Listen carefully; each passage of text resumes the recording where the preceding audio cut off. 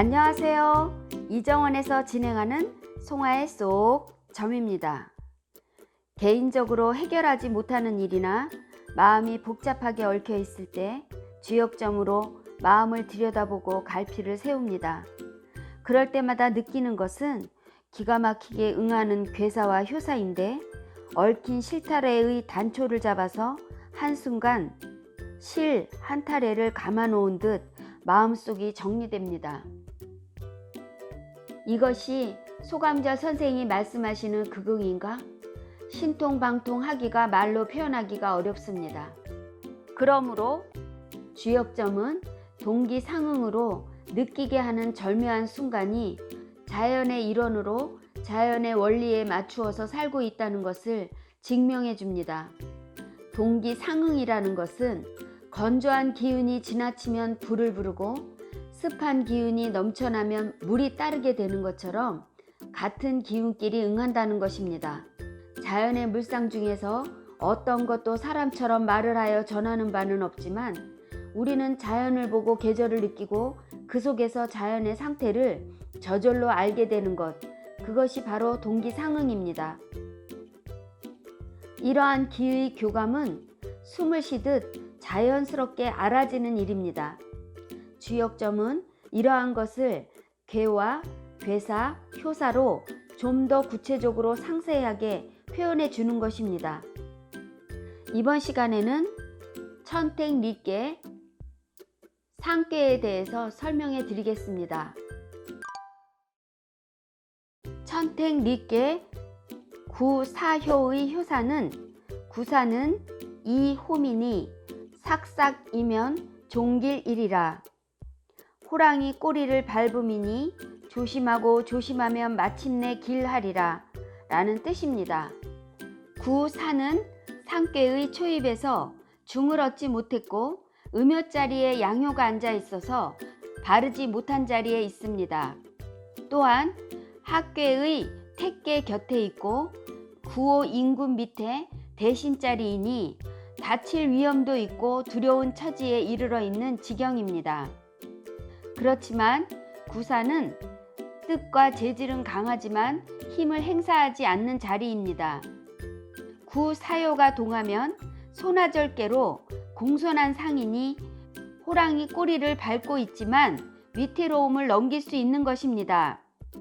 여기에서 삭삭을 파자해 보면 초하루 삭자에 마음 심자로 구성되어 있습니다. 초하루는 초생달로 눈썹만큼 보이면 밤길은 컴컴하니 어두운 길을 걷는 것처럼 조심하고 조심하라는 뜻을 강조하는 것입니다. 또한 호랑이 꼬리를 밟았다고 하는 효사가 육삼에서도 나오는데 육삼은 재질이 음효이지만 양효처럼 분수를 잃고 나대는 것이니 흉한 것이고 구사는 재질이 강한 양효이고 강건한 건깨의 부분이니 본래의 모습이 내면의 덕이 있는 모습이니 그 공손하고 조심하는 태도로 구호 인군의 명을 잘 따른다면 끝내는 길하다는 판단사가 붙는 것입니다. 대체적으로 리께는 괴사처럼 호랑이 꼬리를 밟는 상으로 운운하고 있으니 각 효사에서 위험한 지경을 말하고 있는 괴입니다.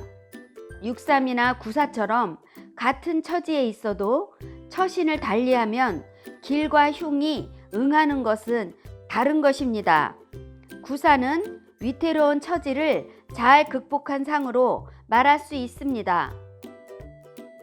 천택리께 구사효가 동하면 풍택 중북괴가 되는데 중북괴의 뜻이 부화하려는 알이 어미의 날카로운 발톱 속에 있지만 안전하다는 의미와 뜻을 통합니다. 주역점으로 천택리께 구사효를 얻으면 안전을 유지하도록 노력하는 것이 중요합니다. 조심하고 또 조심한다면 끝내는 원하는 것을 이룰 수 있다고 통변할 수 있습니다. 천택리께 구오효의 효사는 구오는 쾌리니 정이라도 려하리라. 쾌하게 밟음이니 바르더라도 위태하리라 라는 뜻입니다. 구오는 강건 중정한 인군의 상입니다. 중을 얻었고 양 자리에 양효가 앉아 있으니 바른 자리를 얻었습니다. 후중한 건꾀의 상 속에 이어중의 밝은 지혜를 감추고 있으니 스스로 잘 헤쳐나갈 수 있습니다. 구호가 동하면 감중년꾀가 되는데 구덩이에 빠진 듯 험한 상태를 의미하니 호랑이 꼬리를 밟은 위태로운 지경인 것입니다. 여기서 결이라는 것은 인군으로서 결단하고 막힘없이 결행하여서 밟아가는 자리입니다. 려자는 깃을 엄해 만가지 생각 속에 있는 것으로 생각 속에만 있다면 근심이 만가지일 수 있으니 위태로워질 수 있다는 것을 나타내는 글씨입니다. 구오효는 나라일을 결단하는 막중한 책임을 행사하는 자리입니다. 하지만 결행해서 나간다는 뜻은 강경한 처사를 내릴 수 있으니 만약 융통성을 잃고 치우칠 수 있는 가능성을 내포하고 있기 때문에 바르게 하여도 위태로울 수 있다는 경계사를 붙인 것입니다. 그래서 이어중의 밝은 지혜와 중형 지도로서 예를 밟아 실천해 가야 합니다. 천택리께 구오효가 동하면 화택규께가 되는데 서로 어긋난다는 뜻입니다. 구오효를 중심으로 감중년과 이어중은 물과 불을 가리키고 있으므로 서로 다르게 대립하고 있는 상과 의미를 통합니다. 주역점으로 천택리께 구오효를 얻으면 과감한 결단이 필요합니다. 생각이 많으면 더 위태롭다고 통변할 수 있습니다. 천택리께 상구효의 효사는 상구는 시리하여 고상후대 기선이면 원길이리라. 밟아온 것을 보아서 상서로운 것을 상고하되 두루 잘했으면 크게 길하리라 라는 뜻입니다. 상구효는 맨 윗자리로서 더 이상 밟아 나갈 수 없는 자리입니다. 그래서 어렵고 위태로운 자리를 감행하고 밟아온 과정을 전체적으로 회고하는 뜻의 효사입니다. 여기에서 시는 본다는 뜻인데 그동안 어렵고 위태로운 과정을 되돌아본다는 의미를 말하고 있습니다. 천택리꾀의 전체 개상이 이어중 꾀의 모습이므로 밝게 본다는 뜻을 취하고 있습니다. 고성에서 고자는 노인을 생각하는 것이 조상을 생각하는 것으로 변화되어 생각할 고자로 쓰이지만 본래의 뜻은 머리가 하얗게 새고 허리 굽은 노인의 모습을 의미합니다.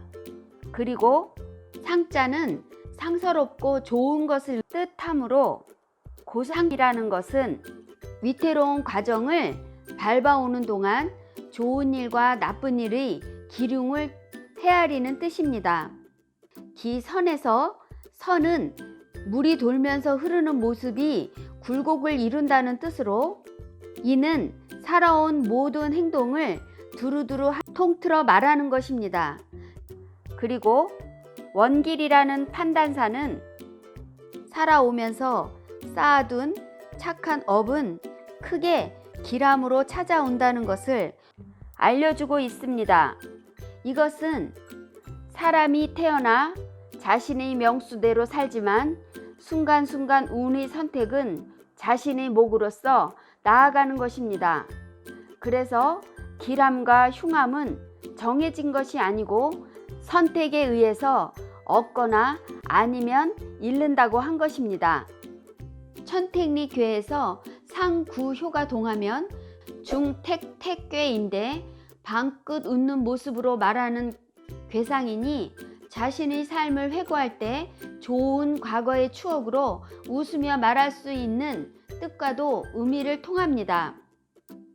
주역점으로 천택리께 상구효를 받으면 그동안의 자신의 행동을 돌이켜보고 잘한 것과 그렇지 못한 것을 구분해서 새롭게 고쳐야 합니다. 주변을 돕고 좋은 일을 많이 했다면 반드시 큰 경사가 올 것이라고 통변할 수 있습니다. 이제 중천 건께의 기운이 한 바퀴 돌아서 10번 천택리께에 이르렀습니다. 육식갑자가 한 바퀴 돈 마지막에 해당되니 한 마디를 이룬 것입니다. 인생이 막바지처럼 돌아온 길을 생각하고 정리하는 자리입니다. 이것을 주역의 10번째 깨 리께까지 효의 숫자를 세어보면 양요 30개, 음요 30개로 이루어져 있으니 평균적으로 한 달은 30일로 기본 주기를 맞춘 것입니다. 지금은 일주일을 단위로 쓰고 있지만 옛사람들은 일순을 단위로 하여 식간을 배치하였습니다. 간목에서 시작하여 개수까지 한 마디를 이루고 이것이 열흘을 주기로 초순, 중순, 하순으로 한 달을 표시하였습니다. 다음번을 석회상전에 보면 예로서 바르게 밟아 나가면 편안해지는지라 태평하다는 의미의 지천택깨로 봤습니다.